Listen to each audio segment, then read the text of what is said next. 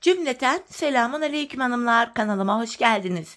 Bugün birlikte nazar boncuklu, ajurlu, çeyizlik çok güzel bir 5 şiş patik yapacağız. Ben patiğimde krem ve lacivert tonlarında 2 tane normal patiklik ip kullandım. Nazar boncuğum içinde birer metre 2 tane beyaz ipe ihtiyacımız var ve yarımşar metre 2 tane şöyle mavi ipe ihtiyacımız olacak. Şişlerimize 3 numara. Hemen sizlere patiğimi göstereceğim. İşte hanımlar, patiğimiz bu şekilde. Kenarları nazar boncuğu desenli, orta kısımları ajurlu, çok güzel, şık, zarif bir patik oldu. Çeyiz için de çok uygun. Yeni gelinlerin, genç kızların çeyizlerine çok güzel yakışacaktır. Bu patik benim elimin ölçülerine göre 37, 38 ve 39 numara ayaklar için uyumlu oldu hanımlar. Hemen patiğimize başlayalım. Lacivert ipimiz ile her zaman olduğu gibi burun kısmından başlayacağız patiğimize. 12 ilmek olarak 12 ilmeğimi atıyorum. Şu birinci ilmeğim, şu 2, 3, 4, 5, 6, 7, 8, 9, şu 10. ilmeğim, 11 ve 12. 12 ilmeğimi attım. Şimdi geri dönüyorum. Arka yüzdeyiz hanımlar. Diğer şişimi aldım. Bu aşamada ilk ilmeğimi örmeden alıyorum. Arka yüzde ilk sırada ilmeklerimin hepsini ters olarak örüyorum. Devam ediyoruz. Hepsini sıra sonuna kadar ters öreceğiz hanımlar. Sonuncu ilmeğimi de yine ters ördüm.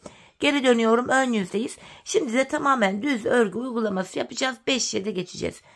İlk ilmeğimi örmeden aldım. Şu ikinci ilmeğim, 3, 4, 5, 6. İlk 6 ilmeğimi ilk şişimle ördüm. Kalan 6 ilmeğimi de ikinci şişimle öreceğim. Şimdi hanımlar hiç geri dönmeden ilk başladığımız yerlerden ilmekler çıkaracağız. İlk ilmeğimi hemen şuradan ilmeğin iki kanadına birden girerek çıkarıyorum. Üçüncü şişime çıkarttım ilmeğimi. Devamında ilmek çıkartabilmek için de tığımdan yardım alacağım. Başlangıç yerlerini sırasıyla girerek ilmekler çıkartıp şişime takacağım. Bakın başlangıç yerine ilmeğin iki kanadına birden girerek ilmek çıkartıyorum. Üçüncü şişime takıyorum. Burada 4 ilmeğim oldu. 5, 6. Tekrardan bir 6 ilmek çıkaracağım. Şu birinci ilmeğim. Şu 2. 3, 4, 5 ve şu kenara girerek bir ilmek daha çıkartıyorum. Şuradan 6. 4 şişimizde de 6'şar ilmeğimiz oldu. 5. şişime aldım, örmeye başlayacağım. Bir sıra 4 şişimdeki ilmeklerimi de düz olarak öreceğim hanımlar. 5 şiş patikte bir sıra dediğimiz olay şudur.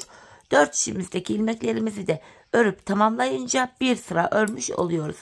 İkinci şişime geldim. Şimdi buradaki 6 ilmeğimi öreceğim düz olarak.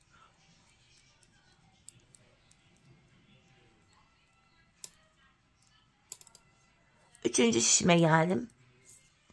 Şimdi de buradaki ilmeklerimi düz örüyorum. Boşalan şişimiz ile sıradaki şişteki ilmekleri örüyoruz hanımlar. 5 şiş patik dolana dolana örülüyor. Dördüncü ve sonuncu şişime geldim. Şimdi buradaki 6 ilmeğimi öreceğim. Böylece burayı bitirince bir sırayı tamamlamış olacağız.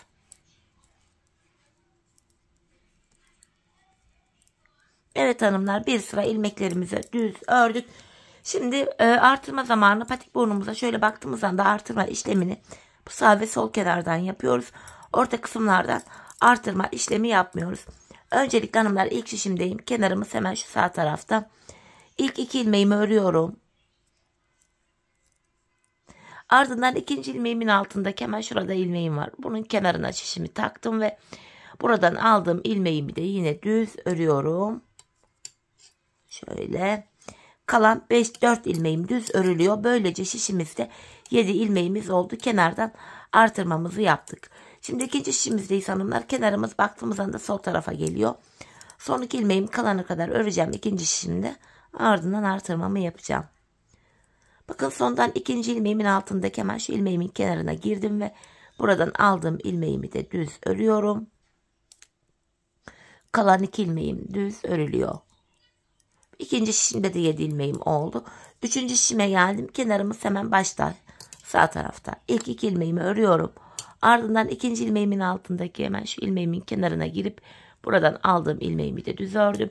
Kalan ilmeklerim düz örülüyor. İlk 3 şişimde 7'şer ilmeğim oldu. 4 şişteki ilmek sayıları da eşit olacak. 4. şişime geldim. Kenar sol tarafta. Son 2 ilmeğim kalana kadar öreceğim. Kenardan artırmamı yapacağım. Bakın hanımlar, sondan ikinci ilmeğimin altındaki şu ilmeğimin kenarına giriyorum ve buradan aldığım ilmeğimi de düz ördüm. Kalan 2 ilmeğim düz örülüyor. 4 şişimizde de 7'şer ilmeğimiz oldu. Bir sıra artırma yaptık hanımlar. Şimdi bir sıra artırma yapmayacağız. 4 şişimizdeki 7 ilmeğimizi de düz olarak öreceğiz. Bir sıra artırma yaparken bir sıra artırma yapmıyoruz. Sebebi şu: her sırada artırma yaparsak şayet patik burnu bir anda açılma yapar ve hoş bir görüntü olmaz. Şimdi ikinci şişimdeki 7 ilmeğimi normal düz olarak örüyorum. Üçüncü şişime geldim. Yine 3 ve 4. şişimdeki ilmeklerimi de düz öreceğim. Bu düz ilmeklerimi örerken sizlere artırma işlemini kısaca tekrar etmek istiyorum. Artırma işlemini 1. ve 3. şişimizde ilk 2 ilmeği ördükten sonra yapıyoruz. 2. ve 4. şişimizde de son 2 ilmek kalana kadar örüyoruz ve öyle artırıyoruz. Evet hanımlar, 4. şişimdeki ilmeklerimi de düz ördüm. Tekrar başlangıç yerine geldik. Yeniden artırma zamanı. Kenarımız sağdaydı, baştaydı. Bu nedenle ilk 2 ilmeğimi örüyorum. Ardından ikinci ilmeğimin altındaki şu ilmeğimin kenarına girdim ve buradan aldığım ilmeğimi düz ördüm. Kalan 5 ilmeğim düz örülüyor. Böylece 1. şişimde 8 ilmeğim oldu. İkinci şişime geldim. Kenar sol tarafta. Son 2 ilmek kalana kadar öreceğim. Sol kenardan artırmamı yapacağım. Bakın sondan ikinci ilmeğimin altındaki şu ilmeğimin kenarına girdim ve buradan aldığım ilmeğimi düz ördüm. Kalan 2 ilmeğim düz örülüyor. 3. şişimdeyim. Kenarımız hemen başta. İlk 2 ilmeğimi örüyorum. Ardından ikinci ilmeğimin altındaki şu ilmeğimin kenarına girdim ve buradan aldığım ilmeğimi de düz ördüm. Kalan 5 ilmeğim düz örülüyor. İlk 3 şişimde 8'er ilmeğim oldu. 4. ve sonuncu şişime geldim. Kenar sol tarafta. Son 2 ilmeğim kalana kadar öreceğim. Kenardan artırmamı yapacağım. Bakın sondan ikinci ilmeğimin altındaki şu ilmeğimin kenarına giriyorum ve buradan aldığım ilmeğimi düz ördüm. Kalan 2 ilmeğim düz örülüyor. Bu şekilde hanımlar 4 şişimizde de 8'er ilmeğimiz oldu. Şimdi bir sıra ilmekleri düz öreceğiz. Sonraki sıra artıracağız. Düz öreceğiz, artıracağız. Patik burnumuzu böyle tamamlayacağız. Bu şekilde ben bu patiğimde her bir şişimde 14'er ilmeğim olana kadar artırmamı yaptım hanımlar. Modelimi kurdum. Patiğin boyu da tam denk geldi. Zaten buralar tek renkle örüldüğü için açılma özelliği de var. Şimdi hep birlikte artırmaları yapalım, gelelim. Ardından birlikte modelimize başlayalım. Evet hanımlar, her bir şişimde 14'er ilmeğim olana kadar artırmalarımı yaptım, geldim. Artırmalardan sonra bir sıra düz örmedim. Hemen krem ipime geçeceğim. İlmeklerimizi bu aşamada krem ipimizle öreceğiz hanımlar. Tamamını krem ile öreceğiz. Hemen krem ipimin ucunu şurada lacivert ipime bağlıyorum. Patiğimiz sökülmesin diye şuraya 2 tane bir düğüm attım. Bu sıramızda hanımlar ilmeklerimizin tamamını krem ile öreceğiz. Hatta şu ipimin ucunda gizleyerek götüreyim. Sonradan ip gizleme işlemiyle uğraşmayalım buralarda. Bu şekilde. Hanımlar dediğim gibi krem ile örüyoruz ilmeklerimizi. Bu aşamada bu lacivert ipimizi de buradaki nazar boncuklarımızı yapabilmek için ortalama 1 metre kadar bırakalım, keselim. Aynı şekilde 1 metre daha lacivert ipimizden keselim. Burada bunu diğer ipi de bu sol taraftaki nazar boncuklarını yapmak için kullanacağız. Şimdi ilk şişimdeki ilmeklerimi krem ipimiyle ördüm. Bu şekilde hanımlar 3 sıra boyunca, 3 sıra derken 4 şişimizi bir kere dolanacağız. Bir daha dolanacağız, bir daha. 3 kere 4 şişimizdeki ilmeklerimizi krem ipimiz ile örelim, gelelim. Ardından nazar boncuğu ve ajurumuza birlikte başlayalım. Evet hanımlar, ilmeklerimi 3 sıra boyunca krem ipim ile düz ördüm, geldim. Şimdi hem nazar boncuklarımıza başlayacağız hem de ajurlu modelimize. Nazar boncuğu modelimiz hanımlar toplamda 8 sıradan oluşuyor. Şimdi ilk sırasını yapacağız. Öncelikle ilk 3 ilmeğimi krem ipimle örüyorum. Ardından alttan şu lacivert ipimi alıyorum. 2 ilmeğe dolama yapacağım. Dolama işlemini şöyle yapıyoruz. Hemen bu sıradaki ilmeğimin etrafında lacivert ipimi 1. Bakın şöyle bir daha dolandırdım 2. Bir ilmeğe daha dolama yapacağım için lacivert ipimi ön yüzde bırakıyorum. Bakın benden tarafta bıraktım. Dolama yaptığım ilmeğimi bakın krem ipimle normal düz olarak örüyorum. Hemen yanındaki ilmeğe de bakın lacivert ipimle bir daha dolama yaptım. Lacivert ipimi krem ilmeğimin etrafında 2 kez dolandırıyorum. Artık dolama yapacağım ilmek bittiği için lacivert ipimi arkada bıraktım. Patiğimin iç yüzünde bıraktım. Yine dolama yaptığım ilmeğimi ördüm. Yanına 3 ilmek daha öreceğim. 1, 2, 3. Bu sağ kenardaki ilk nazar boncuğunun ilk sırasını yaptık. Şimdi hanımlar hemen bu ortadaki ajurlu modeli yapacağız. Hemen bunun sağında ve solunda bakın şöyle göstereyim. Birer ilmek tersimiz var. Bu ters ilmekler model bitene kadar ters örülecek. Hemen buraya bir ilmek ters ördüm. Ardından ilk ajurumu yapıyorum. İpimi şişime bir kere doluyorum. Öndeki 2 ilmeği birlikte sola doğru kesim yapıyorum. Sağ kenardaki ilk ajuru yaptık. Ortaya 6 ilmek düz öreceğim. 1, 2, 3. İkinci şişimden devam ediyorum. 4, 5, 6. 6 ilmek düz ördükten sonra bu sol taraftaki ajuru yapacağız. Burada da sağa doğru kesim yapacağız. Sağa doğru kesimi ben şöyle yapıyorum. Şu ikinci ilmeği alıyorum. İlk ilmeğimin önüne getiriyorum. Bakın şöyle ikisini şöyle yer değiştiriyorum. Ardından ikisini birlikte örüyorum. Sağa doğru kesimimi yaptım. Hemen ardından ajurumu yapıyorum. Hemen modelimin, ajurlu modelimin sol kenarında da bir tane tersim var. Ajurdan hemen sonra buraya bir ilmek ters ördüm. Şimdi 3 ilmek düz öreceğim. 2, 3. Buraya da nazar boncuğumuzu yapacağız. İkinci kestiğim lacivert ipimi buraya ekliyorum hanımlar. Şöyle ipimin ucu arkada. Şöyle. Lacivert ipimi diğer sağ kenarda olduğu gibi bu ilmeğimin etrafında 2 kez dolandırdım. Bakın lacivert ipim önde. Dolama yaptığım ilmeğimi örüyorum. Hemen yanına bir ilmek daha dolamamı yapıyorum. Bakın. İlmeğimin etrafında lacivert ipimi 2 kez dolandırdım. Dolamam bitti. Lacivertimi arkada bıraktım. Dolama yaptığım ilmeğimi örüyorum. Kalan 3 ilmeğim düz örülüyor. Böylece nazar boncuğumuzun ilk sırasını ve ajurumuzun da ilk sırasını yapmış olduk. Tabana geldik. Patiğimizin tabanında hiçbir işlem yok hanımlar. İlmeklerimizi taban bölümünde normal düz olarak örüyoruz. Bu nedenle videonun devamında artık bu taban bölümü göstermeyeceğim. Buralar düz olduğu için. Hanımlar sizler bu aşamada videoyu izlerken modeli yaparken durdur oynat yaparak patiğinizi kolayca yapabilirsiniz. Bu düz yerleri örüp her defasında göstererek videoyu gereksiz yere uzatmak ve sizleri de sıkmak istemiyorum. Evet, taban bölümünü yaptık hanımlar. Tekrar ön yüzdeyiz ve nazar boncuğumuzda ikinci sıradayız. Bu sıramızda hanımlar 2 ilmek düz örüyorum. 2 ilmek düz ördüm.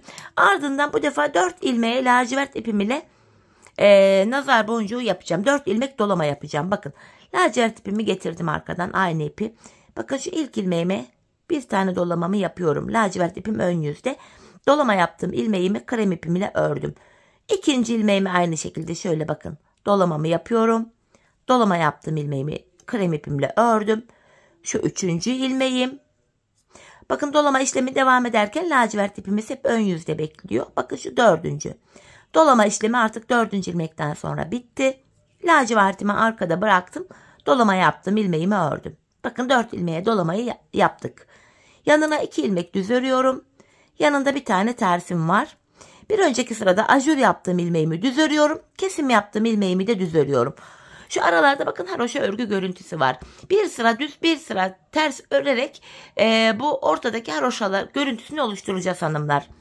Şimdi dolamaya ajurumu ve yanındaki kesim yaptığım ilmeği düz ördükten sonra aradaki 6 ilmeği bu sırada ters örüyorum. Bir önceki sırada düz örmüştük. Şimdi bakın haroşa görüntüsü oluştu öne. 3'ünü ördüm. Şu 6 ilmek öreceğiz böyle. Şu 4. ilmeğim. Şu 5. Şu da 6. Yine burada da kesim yaptığım ilmeğimi ve ajurumu düz örüyorum. Arada bir ilmek tersim var. Onu da yine ters ördüm. Buraya yine 2 tane düz ördükten sonra sol kenardaki nazar boncuğum için de 4 ilmeğe dolamamı yapacağım. Lacivert ipim ile şu 1. ilmeğim. Dolama yaptığımız ilmeklerimizi krem ipimiz ile örmeyi unutmuyoruz. Şu ikinci ilmeğim, şu üçüncü ilmeğim, şu da dördüncü ilmeğim. Dolama yapacağım ilmek kalmadı. Lacivert ipimi arkada bıraktım. Dolama yaptığım ilmeğimi örüyorum ve kalan 2 ilmeğim de düz örülüyor. Şimdi tabanımızı örelim, gelelim. Evet hanımlar, tabanımı ördüm. Yeniden ön yüzdeyiz. Nazar boncuğumuzda 3. sıradayız. Bu sıramızda hanımlar yapacağımız işlem şu. Kenardan bir ilmeğimi krem ipimle örüyorum. Ardından şu lacivert ipimi aldım.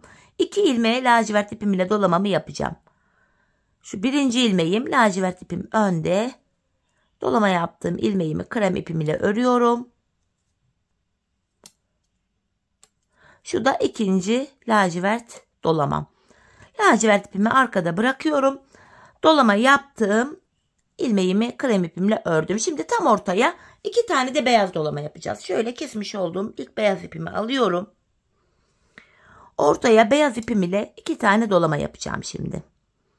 Beyaz ipimin ucu arkada şöyle. Şu birinci dolamam. Yine dolama yaptığım ilmeğimi krem ipimle örüyorum. Şurada ikinci beyaz dolamam. Yine beyazımı arkada bıraktım. Dolama yaptığım ilmeğimi ördüm. 2 beyaz dolamadan sonra tekrar lacivertimi alıyorum. Buraya 2 tane daha lacivert dolama yapıyorum. Şu birinci dolamam. Şu da ikinci. Bu aşamada hanımlar bu ipler karışacak, dolaşacak diye korkmayın. İp boyları kısa olduğu için böyle çekince hepsi geliyor. Karışıklık olmuyor. Dolama yaptığım ilmeğimi ördüm. Yanına bir ilmek düz ördüm. Bakın nazar boncuğumuzun 3. sırası böyleydi. Aradaki bir tersimi ters örüyorum.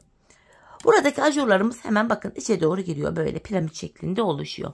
Bu aşamada bir ters ördükten sonra bir önceki sıradaki ajurumu düz örüyorum. Tekrardan bir ajur daha yaptım. Bakın ikinci ajurumu yaptım. Önde bir tane düz, bir de normal ters ilmeğim var. İkisini birlikte keserek örüyorum. Bu defa arada 4 ilmek düzüm var. 1, 2. Bir sonraki sırada bunları ters öreceğiz. Şu 3, şu da 4. Ardından bakın bir ters, bir de düz ilmeğim var. Bu düz ilmeğimi ters ilmeğimin önüne getiriyorum şöyle. Sağa doğru kesimimi yaptım. İpimi şişime doluyorum. Yani ajurumu yapıyorum. Bir önceki sıradaki ajurumu düz ördüm. Hemen yanındaki bir tersimi yine ters örüyorum hanımlar.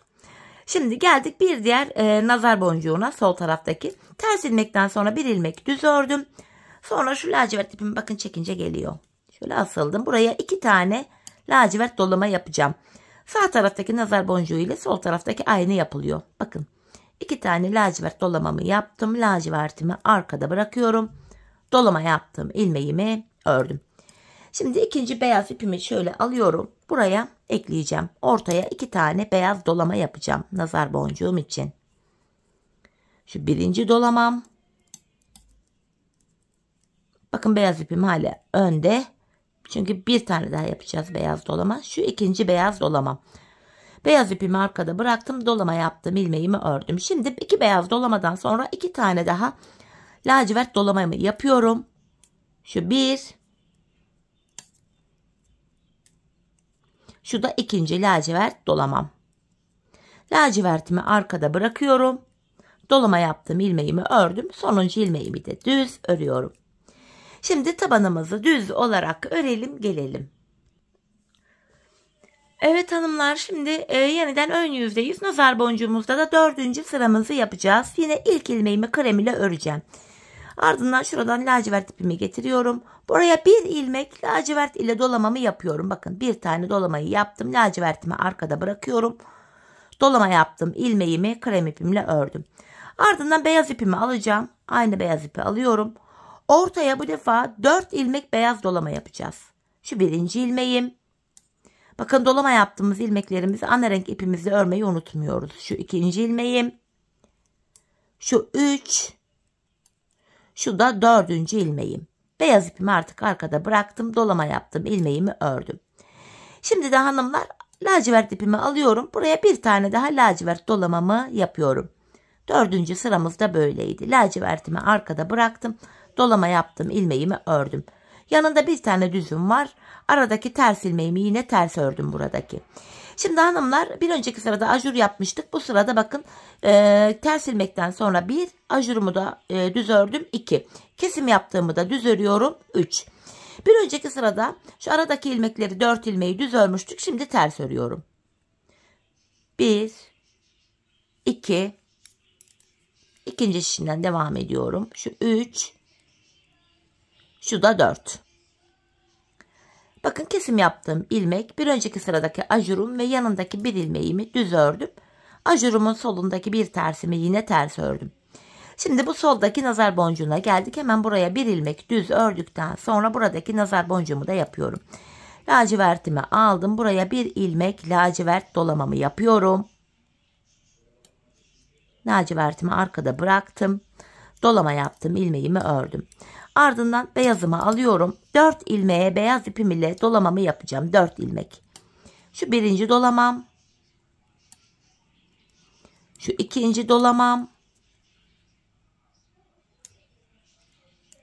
Şu üçüncü. Şu da dördüncü. Beyazımı artık arkada bırakıyorum. Dolama yaptım. İlmeğimi ördüm. Yeniden buraya bir tane de lacivert dolamamı yapacağım hanımlar. Lacivert ipim ile. Şöyle bir ilmeğe dolamamı yapıyorum. Yine bakın dolamam bitti. Laciverti arka yüzde bıraktım. Dolama yaptığım ilmeğimi düz örüyorum. Yanındaki son bir ilmeğim de düz örülüyor. Bu şekilde tabanımızı örelim gelelim. Evet hanımlar, yeniden ön yüzdeyiz ve nazar boncuğumuzda da 5. sıradayız. Bu sıramızda yine ilk ilmeğimi krem ile örüyorum. Buraya bir tane lacivert yapacağım, dolama yapacağım. Hemen lacivert ipimi şöyle alıyorum. Bir ilmek lacivert dolamamı buraya yapıyorum. Lacivertimi arkada bıraktım. Dolama yaptım. İlmeğimi örüyorum. Bir lacivertten sonra buraya bir tane de beyaz dolama yapacağım. Bakın sıradaki ilmeğimi bir ilmek beyaz ipimle dolamamı yapıyorum. Beyazımı arkada bıraktım. Dolama yaptım. İlmeğimi ördüm. Bir lacivert, bir beyaz, 2 dolama yaptık.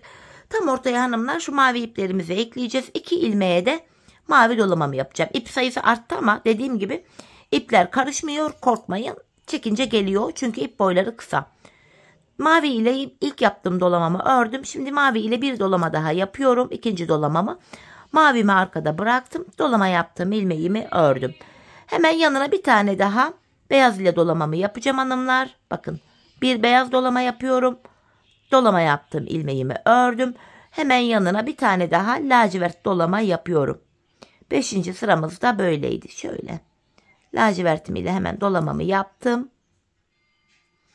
Dolama yaptığım ilmeğimi normal krem ipim ile örüyorum. Bu şekilde hanımlar. Nazar boncuğumuz böyle yavaş yavaş kendini model göstermeye başlıyor ördükçe. Dolamam nazar boncuğumuzu yaptık. Yanında bir düz ilmeğim var. Düz ördüm. Aradaki bir tersimi ters ördüm. Şimdi de buraya 3. ajurumuzu yapacağız hanımlar. Ters ilmeğimizi ördükten sonra bakın bir önceki ajurumu da düz ördüm. 2 ilmek ördükten sonra ipimi şişime doluyorum. Öndeki 2 ilmeğimi kesiyorum. Bu defa arada 2 ilmeğim kaldı. 2 ilmek düz öreceğim. 1, ikinci şişimdeyim. Şu ikinci ilmeğim.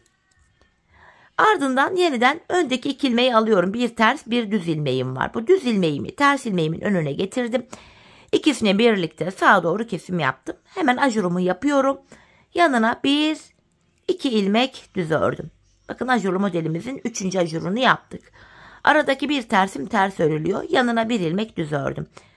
Sol kenardaki nazar boncuğumuzu da yapacağız. Hemen lacivert ipimi şöyle alıyorum. Bakın çekiverince geliyor ucu hemen. Buraya bir tane lacivert ile dolamamı yaptım. Dolama yaptığım ilmeğimi örüyorum. Hemen yanına bu defa da bir tane beyaz dolama yapacağım. Şöyle bir ilmeğe beyaz ile dolamayı yaptım. Dolama yaptığım ilmeğimi ördüm. Şimdi buraya da 2 tane diğer mavi ipimi elime alıyorum. 2 ilmek mavi ile dolamamı buraya yapacağım şimdi. Şu birinci mavi dolamam. Şu 1. Dolama yaptığım ilmeğimi örüyorum. Şu da ikinci mavi ipim ile dolamam. Yine mavimi arkada bırakıyorum. Dolama yaptım ilmeğimi ördüm. Sonrasında şu arkadaki ipuçlarını hanımlar düğümleyeceğiz, gizleyeceğiz. Size onu da göstereceğim. 2 maviden sonra buraya da yine bir tane beyaz dolamamızı yapıyoruz. Dolama yaptığımız ilmeğimizi örüyoruz. Beyazdan sonra bir tane de lacivert dolamamızı yapıyoruz hanımlar. Lacivertimi arkada bıraktım. Dolama yaptığım ilmeğimi ördüm. Yanındaki bir ilmeğim düz örülüyor. Dolamamız da 5. sıramızda böyleydi. Şimdi hanımlar burada arkada ipuçlarımız var gördüğünüz gibi. Bu ipuçlarını tek tek gizliyoruz. Ben şöyle yaptım bu gizlemeyi. Aslında patiğim bittikten sonra yapmıştım ama bu aşamada hemen sizlere göstereyim. Bakın şurada beyazım var. Arkada şu ip geçiş yerlerinden birinden şöyle ilmek gibi çıkartarak beyaz ipimin ucunu zincir yöntemiyle buraya şöyle bakın sıkılıyorum. Sonrasında bu beyaz ipimin ucunu şu ilmek ip aralarından geçirerek güzelce gizliyorum. Bu şekilde iplerimizin uçlarını gizliyoruz hanımlar. Bütün uçları bu şekilde gizleyelim. Hemen hem diğer taraftaki hem bu taraftaki uçlarımızı bu şekilde gizleyelim. Dolama için eklediğimiz ipuçlarını. Nasıl gizleneceğini de böyle göstermiş oldum arada. Şimdi tabanımızı örelim gelelim. Evet hanımlar, yeniden ön yüzdeyiz. Şimdi de nazar boncuğumuzda 6. sıramızı yapacağız. Bu sıramızda hanımlar yine ilk ilmeğimi krem ile örüyorum. Ben şu alttan lacivert ipimi aldım. Buraya bir ilmek lacivert ile dolamamı yapıyorum. Bakın bir ilmeğe lacivert dolamamı yaptım. Dolama yaptım ilmeğimi krem ipimle örüyorum.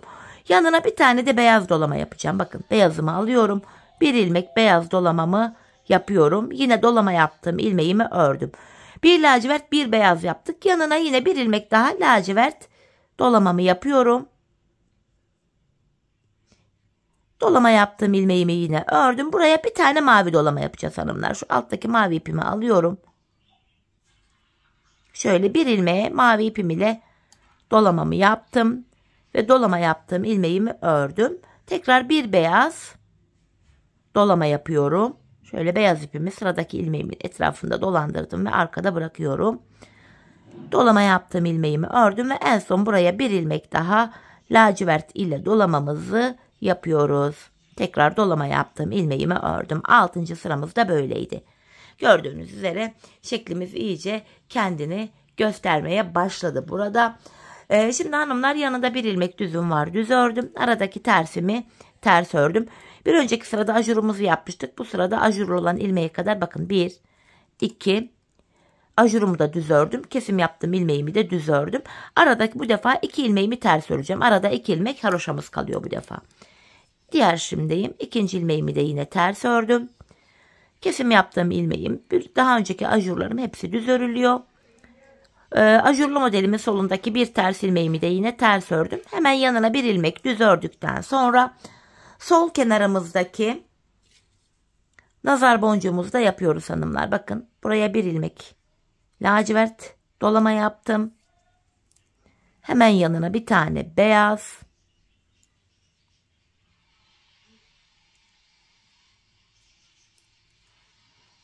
Tekrardan bir ilmek daha lacivert.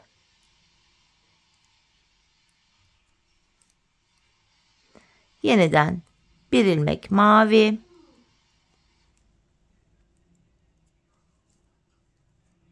Yeniden bir tane beyaz yapacağım.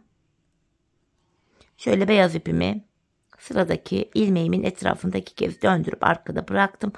Tekrar dolama yaptığım ilmeğimi ana renk ipim krem ile örüyorum ve son kez buraya bir tane daha lacivert dolamamı yapıyorum. Ve dolama yaptığım ilmeğimi ördüm. Sonuncu ilmeğimi de krem ile örüyorum. Şimdi tabanımızı örelim gelelim. Evet hanımlar, şimdi de nazar boncuğumuzda 7. sıradayız. Bu sıramızda ilk 2 ilmeğimi krem ile örerek başlıyorum. Ardından buraya bir tane lacivert dolamamı yapacağım şimdi. Lacivertimi aldım. Buraya bir ilmeğe dolamamı yapıyorum. Dolama yaptığım ilmeğimi ördüm. Ardından hanımlar tam ortaya 2 tane beyaz ipim ile dolamamı yapacağım. Hemen beyazımı alıyorum alttan. Şöyle 2 ilmeğe dolamamı yapacağım şimdi. Şu birinci beyaz dolamam. Şu da ikinci. Beyazımı arkada bıraktım. Dolama yaptım. İlmeğimi ördüm. 2 beyazdan sonra buraya bir tane daha lacivert dolamamızı yapıyoruz. 7. sıramız böyleydi. Dolama yaptım. İlmeğimi ördüm. Hemen yanında 1, 2 düz ilmeğim var. Hemen ajurumun sağındaki ilk tersimi ördüm. Şimdi hanımlar bu aşamada modelimiz 4 ajurdan oluşuyor. 4. ve sonuncu ajurumuzu yapacağız. Ters ördükten sonra 1, 2, 3 ilmek düz örüyorum. Bakın bir önceki ajuruma kadar ördüm. Tekrar yeni bir ajur yaptım. 4. ajurumu. Öndeki 2 ilmeğimi kesiyorum. Bir düz bir ters ilmeğim var. İkisini kestim. Şimdi ikinci şişimdeyim. Burada da hanımlar bakın ajurlu ilmeğimden önce 2 ilmeğim var. Bir düz bir ters. Burada da hemen düz ilmeğimi ters ilmeğimin önüne getiriyorum. İkisini keserek örüyorum. İpimi şişime doladım. Burada da bakın 4. ajurumuzu açmış olduk. Hemen yanına 1, 2, 3 ilmek düz ördüm. Yanında bir tersim var. Onu da yine ters olarak ördüm. 4. ajurumuzu bu sıramızda yaptık hanımlar. Sonuncu ajurumuzdu. Tersten sonra buraya 2 ilmek düz örüyorum. Hemen buradan lacivert ipimi alıp buraya 1 ilmek lacivert dolamamı yapıyorum. Dolama yaptım, ilmeğimi ördüm. Tam ortaya 2 tane beyaz dolama yapacağım. Şu beyaz ipimi alıyorum. 2 ilmeğime beyaz dolamamı yapıyorum. Şu birinci beyaz dolamam. Şu da ikinci beyaz dolamam. 2 beyaz dolamadan sonra tekrar yanına bir tane lacivert dolamamı yapıyorum. Sol kenardaki nazar boncuğumuzun da 7. sırasını böylece tamamlamış oluyoruz. Kalan 2 ilmeğim düz örülüyor. Şimdi tabanımızı örelim ve gelelim. Evet hanımlar, tabanımızı ördüm geldim ve nazar boncuğumuzda 8. ve sonuncu sıramızı bu aşamada yapacağız hanımlar. Nazar boncuğumuzda dediğim gibi sonuncu sıramız. Bu sıramızda ilk 3 ilmeğimi krem ile örüyorum. 1, 2, 3. Tam bu ortaya 2 tane lacivert ile dolamamı yapacağım. Sonuncu sıramız bu. Şu birinci lacivert dolamam. Şu da ikinci. Dolama yaptığım ipimi arkada bıraktım, lacivertimi ve dolama yaptım, ilmeğimi örüyorum. Hemen yanına 1, 2, 3 ilmek düz ördükten sonra ajurumun yanındaki tersimi yine ters örüyorum. Bir önceki sırada hanımlar buraya ajurumuzu yapmıştık. Bu sıramızda aradaki bütün ilmekleri düz öreceğiz. Bakın ters ilmekten sonra gelen ilmeklerin tamamını düz örüyorum. Gördüğünüz gibi. Diğer şimdiyim. Burada da yine ters ilmeğime kadar olan ilmeklerimi düz ördüm. Son ters ilmeğimi ters olarak örüyorum. Tersten sonra 1, 2, 3 ilmek düz ördüm ve sol kenardaki nazar boncuğumu da yapıyorum. 2 ilmek lacivert dolama. Şu birinci ilmeğim. Şu da ikinci ilmeğim. Lacivertimi arkada bıraktım. Dolama yaptım. İlmeğimi örüyorum. Kalan 3 ilmeğim düz örülüyor. Bu şekilde. Şimdi tabanımızı örelim gelelim. Evet hanımlar, tabanımızı ördüm geldim, artık ilk nazar boncuklarımızı yani bunu ve bunu bitirdik. 2 sıra nazar boncuğu yapmayacağız. 2 sıra buradaki ilmekleri düz ördükten sonra ikinci nazar boncuklarına başlayacağız. Ayrıca ilk bakın ajurlu modelimizi de bitirdik. 4 ajurdan oluşan ilk modelimizi bitirdik. Bu sıramızda artık ikinci ajurlu modele başlayacağız. İlk modeli nasıl yaptıysak ikinciyi de aynı şekilde yapacağız hanımlar. Öncelikle bu nazar boncuğundan sonraki ilk sıramız, bu nazar boncuğu olan ilmeklerimizi düz örüyoruz. Ajurlu modelimin yanındaki terse kadar ilmeklerimi düz örüyorum. Bakın buraları düz ördüm. Aradaki bir tersimi ters örüyorum. Şimdi ilk ajurlu modele nasıl başladıysak ikinci ajurlu modelimizi aynı şekilde yapacağız. Ters ilmek ördükten sonra ipimi şişime doluyorum. Öndeki 2 ilmeği düz, 2 ilmeği birlikte sola doğru keserek örüyorum. Araya 6 ilmek düz öreceğim. 1, 2, 3. İkinci şişimdeyim. İkinci ajurlu modeli başlattık dediğim gibi. Şu 4. ilmeğim. 5, 6. Ardından yine öndeki 2 ilmeği alıyorum. İkinci ilmeği ilkin önüne getirip sağa doğru kesimimi yaptım. İpimi şişime doluyorum. Bir ters ilmeğimi ters ördüm. Şu kenarda kalan 8 ilmeğim var. Bu 8 ilmeğimi düz olarak örüyorum. Gördüğünüz gibi düz ördüm. Şimdi tabanımızı örelim gelelim. Evet hanımlar, yeniden ön yüzdeyiz ve nazar boncuğundan sonraki ikinci sıramızı öreceğiz. Bir sonraki sırada yine ikinci nazar boncuğuna başlayacağız. Öncelikle bu kenardaki 8 ilmeğimi yine örüyorum. Yani ajurumun sağındaki ters ilmeğime kadar olan ilmeklerimi düz ördüm. Aradaki tersimi ters örüyorum. Bakın bir önceki sırada ajur yapmıştık. Bu ajurumu ve yanındaki kesim yaptığım ilmeğimi düz örüyorum. Arada 6 ilmeğimiz vardı. Bu 6 ilmeğimizi hanımlar bu sırada ters öreceğiz. Bir sıra düz, bir sıra ters örünce yine haroşa oluyordu. Şimdi ters örüyorum. Üçünü ördüm. İkinci şişimdeyim. Bir sonraki sıra buradaki ilmekler düz örülecek. Bakın 6 ilmek ters ördüm. Kesim yaptığım ilmeğimi ve ajurumu da yine düz ördükten sonra yanına bir tersimi örüyorum. Kalan 8 ilmeğim düz örülüyor. Tabanımızı örelim ve gelelim. Evet hanımlar, tabanımızı ördüm geldim. İlk nazar boncuğundan sonra 2 sıra örmüştük. Şimdi ilk boncuğu nasıl yaptıysak ikincisini de aynı ilmek sayılarıyla aynı şekilde yapacağız. İlk boncuğumuzu yaparken ilk 3 ilmeğimizi düz örmüştük krem ipimizle. 1, 2, 3. 2 lacivert örmüştük. Nazar boncuğumuzun birinci sırası. 2 ilmeğime lacivertim ile şöyle dolamamı yapıyorum. Şu birinci dolamam. Dolama yaptım. İlmeğimi krem ipimle örüyorum.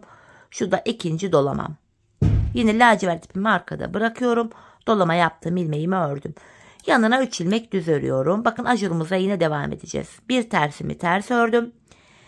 Şimdi hanımlar ikinci ajurumuzu yapacağız. Bu aşamada ilk ajurlu ilmeğimi düz ördükten sonra ipimi şişime doluyorum. Bir düz bir ters ilmeğim var. İkisini birlikte keserek ördüm. Bu defa arada 4 ilmek kaldı. Bu 4 ilmeği düz örüyorum. Bu 4 ilmeği bir sonraki sırada ters öreceğiz hanımlar. Haroşa düşmesi için. 4 ilmeğimi ördükten sonra yine burada kesim yaptığım ilmek var ve bir de ters ilmeğim var. Bunu ters ilmeğimin önüne getirerek ikisini kesiyorum. Tekrar ajurumu yaptım. Yanındaki bir ilmeğimi düz ördüm. Yanında bir tersim var. Şimdi bir sol taraftaki nazar boncuğunda yapacağız. Ters ilmekten sonra 3 ilmek düz örüyorum. Alttan yine şu lacivert ipimi alıyorum.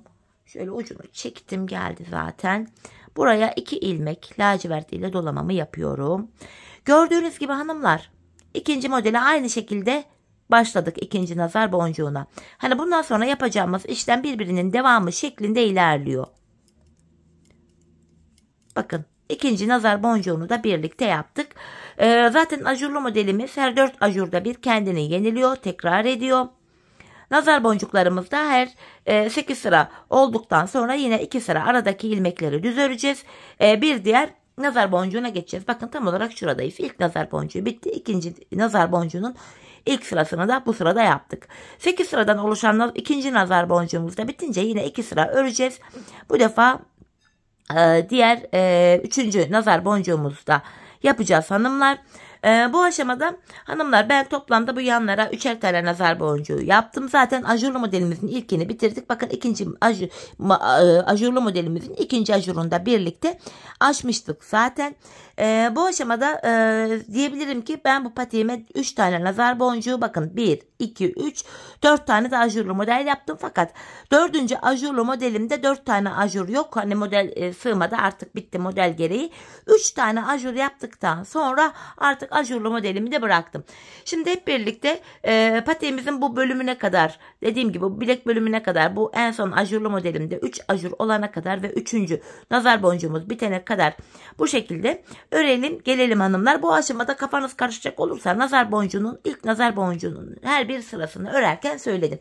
İlk nazar boncuğunun sıralamalarını takip ederek ikinci ve üçüncüyü de yapabilirsiniz. Ayrıca bu ilk ajurlu modelimizi yaparken de her bir sıralamasına düz mü ördüm, ters mi ördüm, kestim mi, ajur mu yaptım hepsini söyledim. Aynı sıralamaları takip ederek de ikinci, üçüncü ve dördüncü ajurlu modeli de yapabilirsiniz. Şimdi hep birlikte patiğimizin bu modelli bölümünü tamamlayalım, gelelim sonra birlikte bilek bölümüne başlayacağız. Evet hanımlar patiğimin ön bölümünü tamamladım ve geldim. En son 3. nazar boncuğumu bitirdim. Nazar boncuktan sonra 2 sıra düz ördüm. Bu aşamada bu 4. ajurlu modelimin de bakın 3 tane ajurunu yaptım. Ardından geldim. Şimdi bilek bölümüne geçeceğiz. Öncesinde hanımlar bilekten sonrasında lacivert ipimizle öreceğiz. Bu aşamada lacivert ipimi ekleyeceğim hanımlar. Çünkü arka bölümde lacivert ile devam edeceğiz. Şöyle lacivert ile başlayacağım. Hemen ilk 2 ilmeğimi ördükten sonra yine lacivert ipimin ucunu Şurada kremime bağlıyorum. Patiğimiz sökülmesin diye. Ayrıca bu nazar boncuğu yaptığım iplerimin uçlarını da tamamen sizlere video arasında göstermiştim. Aynı şekilde bir güzel sıkaladım. Uçlarını kestim. Arkaya da gizledim. Bu aşamada hanımlar artık krem ipimizi kullanmayacağız. İlmeklerimizi lacivert ipimiz ile öreceğiz. Krem ipimizi de kesip artık arkaya ipimizin ucunu bağlayabiliriz. Çünkü dediğim gibi patiğin devamında lacivert ipimizi kullanacağız. Bu şekilde ilk şişimdeki ilmeklerimi ördüm. Diğer 3 şişimizi de hanımlar yine lacivert ipimizle örelim gelelim. Diğer 3 şişimi de yine ördüm geldim. Şimdi ilk şişimizdeyiz hanımlar. Bilek ayrımını yapacağız. İlmeklerimizin hepsini bir sıra lacivert ipimiz ile ördük. Bakın artık bu krem ipimi de arkaya kestim. İlmeklerimi bu aşamada yine son bir ilmeğim kalana kadar öreceğim hanımlar ilk şişimde. 14 ilmeğim vardı. 13'ünü örüyorum. Bakın burada son bir ilmeğim kaldı. İlk şişimdeki sonuncu ilmeğim ile ikinci şişimdeki ilk ilmeğimi alıyorum. Bu iki ilmeği şöyle birbiriyle yer değiştirdim. Yer değiştirdiğim ilk ilmeğimi ilk şişimle örüyorum. Bilek ayrımında yani burada ilmekleri yer değiştirerek örüyoruz. Sebebi şu, bilek ayrımı daha sıkı ve sağlam oluyor. Şimdi patiğimizin şu yanlarına geçmiş bulunuyoruz hanımlar. Patiğimizin bu bilek bölümüne gelen yerlere ben 7'şer ilmek haroşa ördüm. Örgümüzün hem ön hem arka yüzünde düz örgü örünce haroşa oluyor. Hem ön hem arka yüzde ters örgü örünce yine haroşa oluyor. Ben örgümüzün her iki tarafında da düz örgü örerek haroşalarımı elde ediyorum. Şimdi diğer şişime geçtim. Buradaki ilk 7 ilmeğin bilek bölümündeki haroşalarımı düz örüyorum. 4, 5, 6, 7. 7 ilmek haroşamı düz ördüm. Haroşaları ters örenler buraları hem ön hem arka yüzde ters örecekler. 7 haroşamı ördükten sonra diğer ilmeklerimi de düz olarak örüyorum. Çünkü ön yüzdeyiz. Artık patiğimizin arka bölümüne geçtik hanımlar. Arka bölümde ön yüzde düz, arka yüzde de ters örgü uygulaması yapacağız. Bilek ayrımı yaptığımız yere kadar ilmekleri öreceğiz. Bilek ayrımından sonra geri döneceğiz. Geri döndüğümüzde arka yüzde olacağımız için ilmeklerimizi ters öreceğiz. Evet, şimdi bir diğer şişime geldim. Yine buradaki tabana denk gelen bölüm. İlmeklerimi düz örüyorum.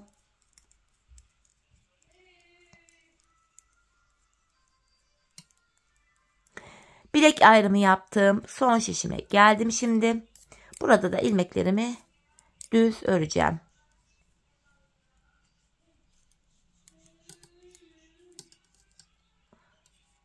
Bu şekilde. Son 7 ilmeğim bakın hanımlar, bunlar haroşalarımı da yine düz örüyorum. Dediğim gibi haroşayı ters örenler bu bölümleri ters olarak örecekler. Sonuncu ilmeğimi de ördüm. Bakın bilek ayrımı yaptığımız yere geldik. Şimdi geri döneceğiz. Yapacağımız işlem bu. Bilek ayrımına kadar öreceğiz, geri döneceğiz, öreceğiz, geri döneceğiz hanımlar. Bu aşamada ben sonuncu ilmeklerimi ördüğüm için ilk ilmeğimi örmeden alıyorum. Bu kenar ilmeğimle birlikte toplam 7 ilmeğimi düz öreceğim. 4, 5, 6, 7. Devamında gelen diğer ilmekleri de şu an arka yüzdeyim. Ters olarak örüyorum.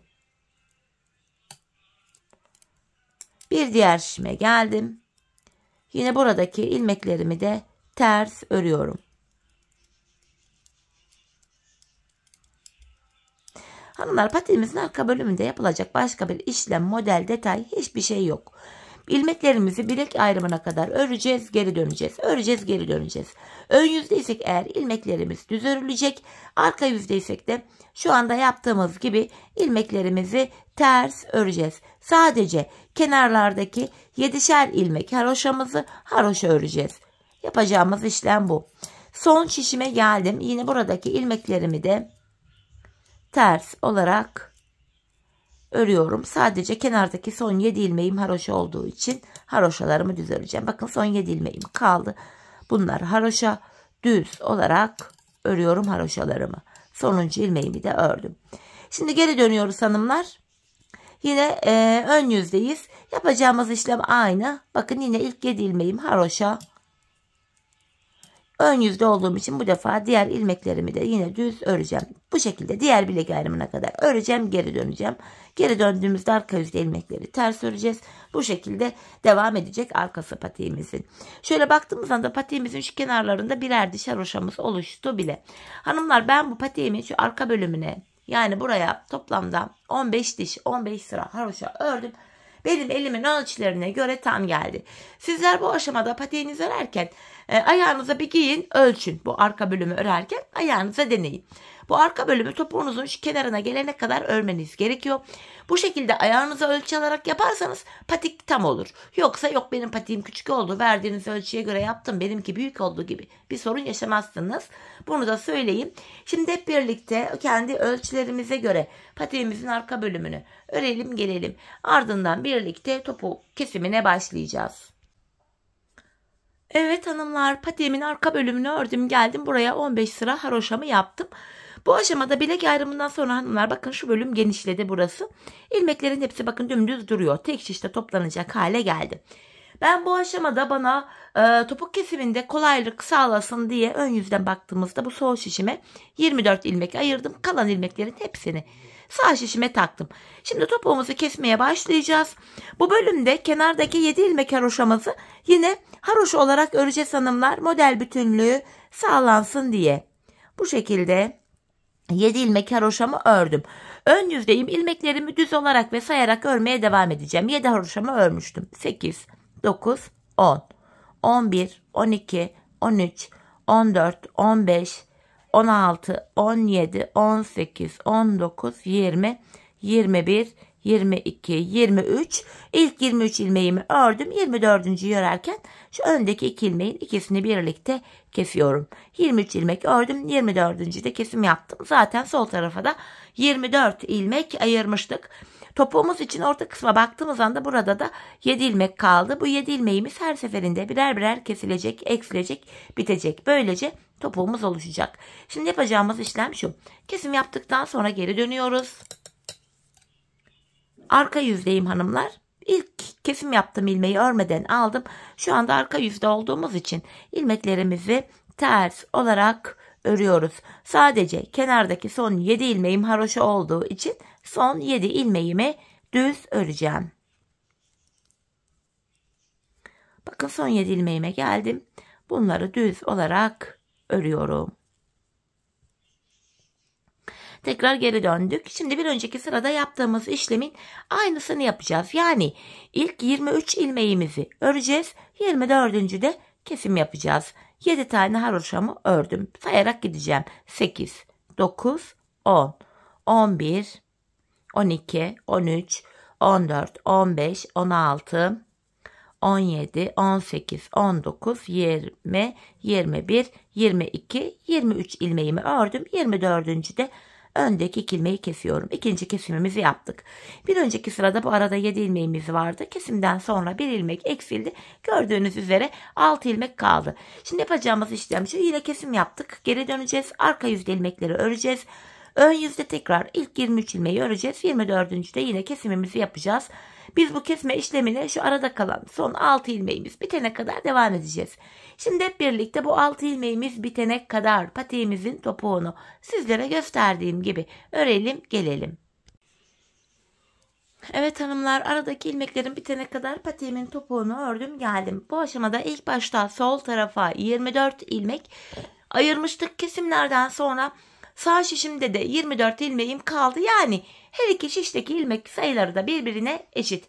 Bu aşamada patiğimin düz tarafı içeride, ters tarafı da dışarıda olacak şekilde ikiye katlıyorum. Ben tığ ile kolay kesim yapabildiğim için elime tığımı aldım hanımlar. İlk kesimim şöyle.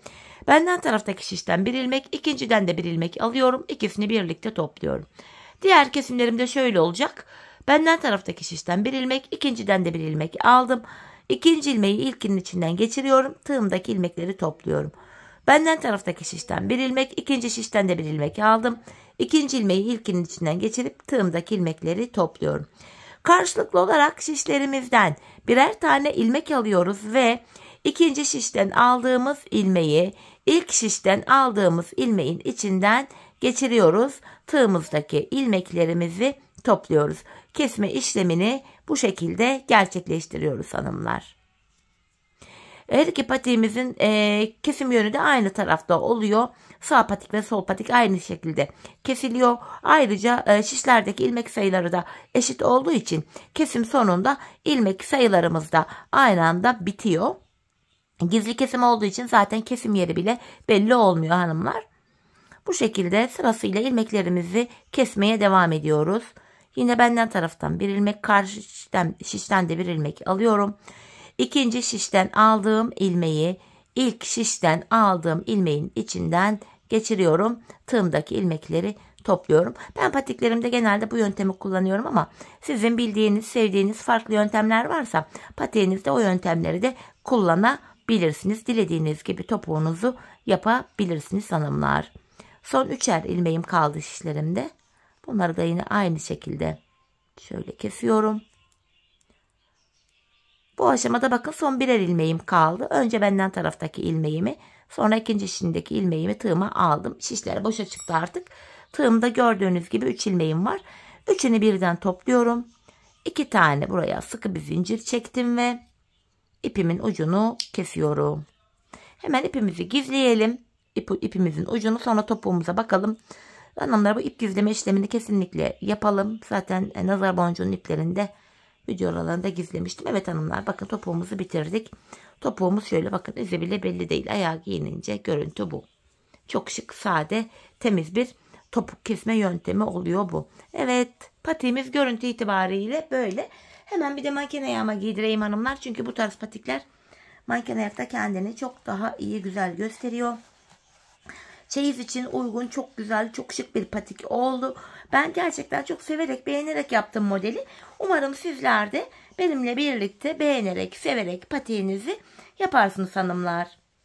Şöyle güzelce manken ayağıma da bakın giydirdim. Şöyle hemen bir düzelteyim. Bakın patiğimiz bu. Gördüğünüz gibi boncuklarımız falan çok şık, güzel oldu. Dediğim gibi çeyizlere çok yakışacak harika bir patik oldu. Evet hanımlar, yine birlikte güzel bir modelin daha sonuna geldik. Umarım sizlere faydalı, hoş bir video olmuştur. Yeni modellerde, yeni videolarda buluşmak dileğiyle. Şimdilik hoşça kalın, sağlıcakla kalın.